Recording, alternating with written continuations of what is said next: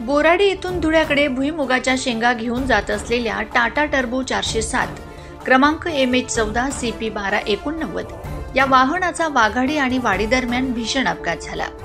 सुदैवाने या अपघातात चालक राकेश तिरमले यांना कोणतीही गंभीर दुखापत झाली नाही आणि ते बचावले आहेत।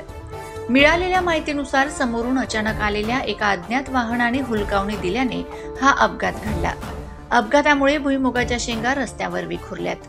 घटनेची माहिती मिळताच भाजपचे माजी तालुका अध्यक्ष तथा बोराडी गावाचे उपसरपंच राहुल रंधे यांनी तातडीने घटनास्थळी धाव घेतली।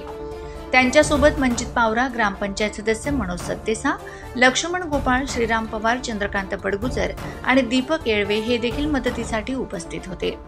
तसेच सदर अपघातात वाहनाचे भुईमुगाच्या मालाचे मोठे नुकसान झाले असून संचालक भूषण वाणी यांनी याबाबत चिंता व्यक्त केली।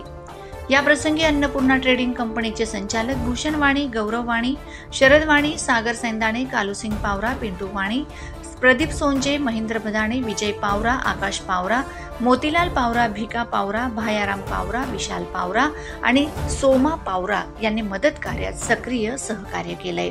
माझा खानदेश न्यूज ब्युरो शिरपूर।